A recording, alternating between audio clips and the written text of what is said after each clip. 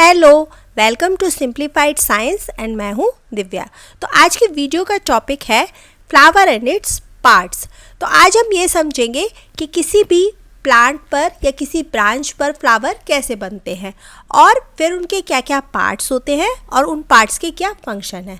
और उसके बाद हम एक हिबिस्कस के फ्लावर में सारे फ्लावर पार्ट्स भी देखेंगे और उनको डिस्कस करेंगे प्रैक्टिकली। तो चलो शुरू करते हैं। तो आपने कभी सोचा है कि कभी प्लांट्स में ब्रांचेस और लीव्स के बनते बनते फ्लावर कैसे बनने लगते हैं? कुछ चेंज तो होता होगा। अचानक से फ्लावर की ग्रोथ कैसे होने लगती है ब्रांच पर, लीफ या ब्रांचेस के होते होते। तो चलो सबसे पहले ये समझते हैं कि फ्लावर कैसे बनते हैं। तो हमने जब स्टेम का स्ट्रक्चर पढ़ा था तो देखा था कि स्टेम में होती है नोड्स और इंटरनोड्स।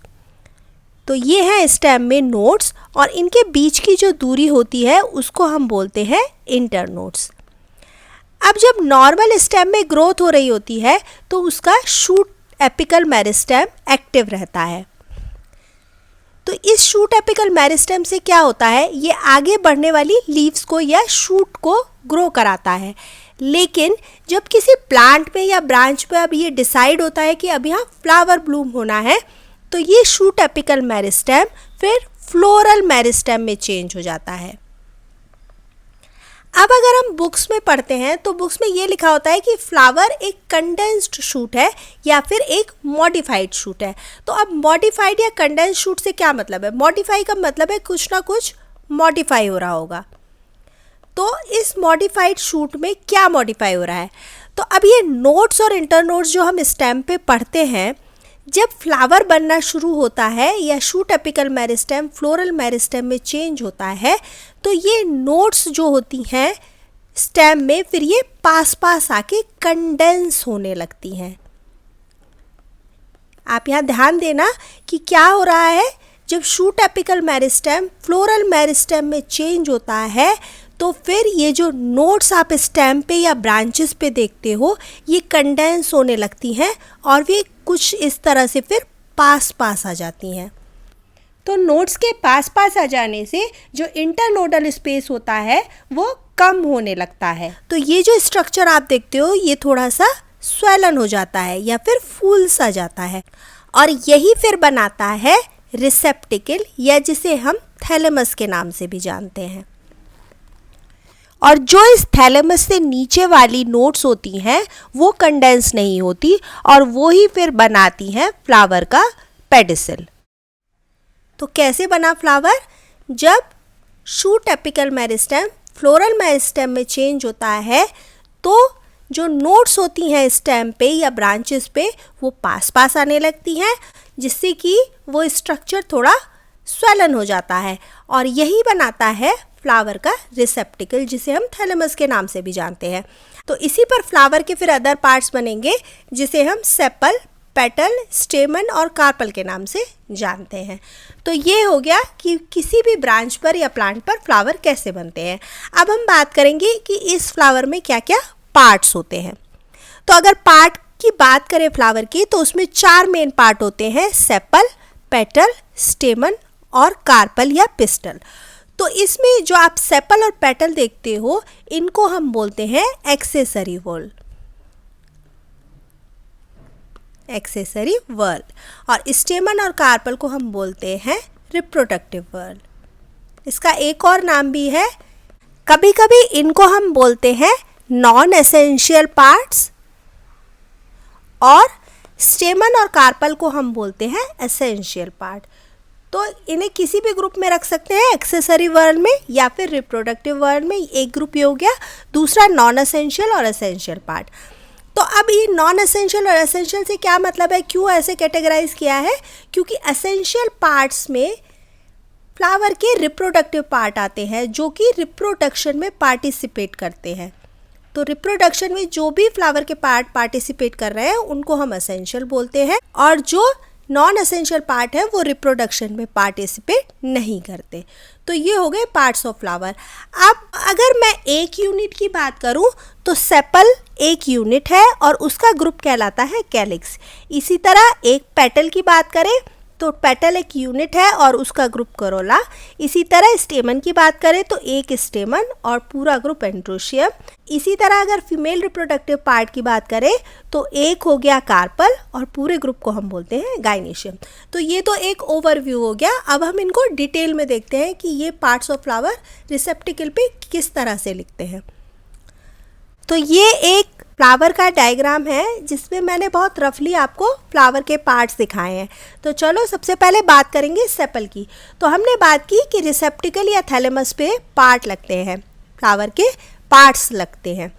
तो अब अगर नीचे से यहाँ से पेडिसिल से शुरुआत करें तो ये हो गया पेडिसिल। उससे ऊपर अगर आप ग्रीन कलर का स्ट्रक्चर देखोगे तो उसी को हम बोलते हैं सेपल। अब ये ग्रीन कलर के मोस्टली होते हैं, लेकिन कभी कभी ये पेटल्स के कलर के भी हो सकते हैं, तब इस कंडीशन को हम बोलते हैं पेटलॉइड सेपल।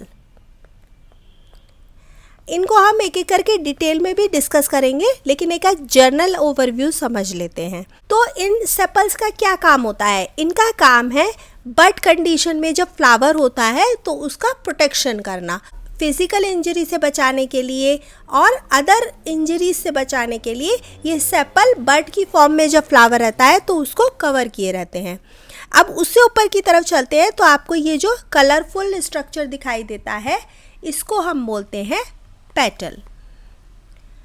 तो ये पेटल कलरफुल स्ट्रक्चर होते हैं फ्लावर के और इनका क्या काम होता है? इनका काम है पॉलिनेटर्स को अट्रैक्ट करना, क्योंकि ये बहुत ब्यूटीफुल कलर्स में होते हैं। तो पॉलिनेटर्स जो होते हैं जैसे बीज है, बटरफ्लाइज है, वो इनकी तरफ अट्रैक्ट होते हैं और फिर उनसे ये पॉलिनेशन का हेल्प ली जाती है।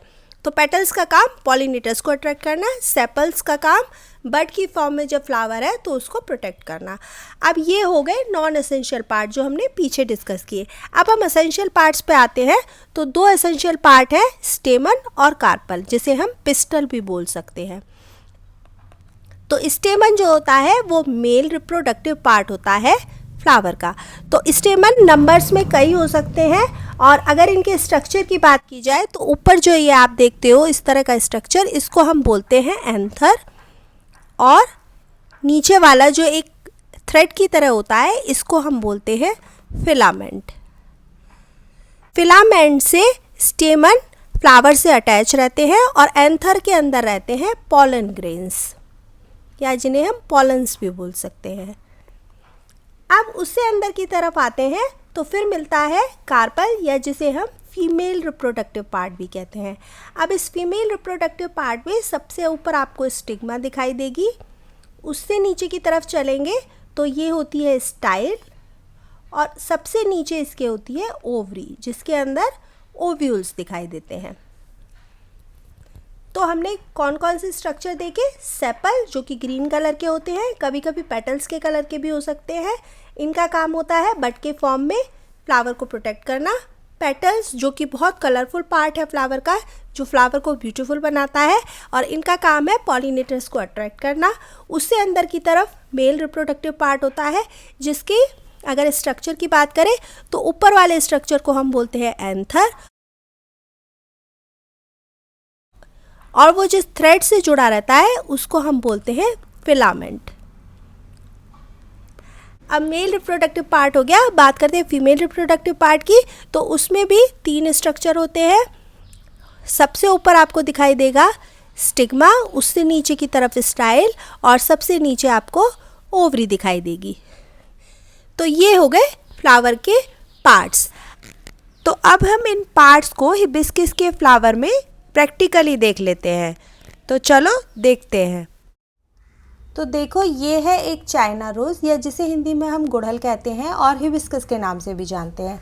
तो इसमें अब हम वो चारों पार्ट्स देखेंगे जो हमने अभी पीछे डिस्कस किए। तो ये फ्लावर हमेशा पेडिसिल से लगा होता है प्लांट से। अब ये जो आपको ये छोटे छोटे स्ट्रक्चर दिख रहे हैं, ये है इसके इपिकैलिक्स, जो सभी फ्लावर्स में आपको नहीं दिखाई देंगे। हिबिस्कस में इपिकैलिक्स दिखते हैं। अब उससे ऊपर की तरफ आए तो ये जो आपको ग्रीन कलर का पूरा स्ट्रक्चर दिख रहा है, जिसने ये पूरी जगह कवर की हुई है, इनको हम बोलते हैं सेपल्स।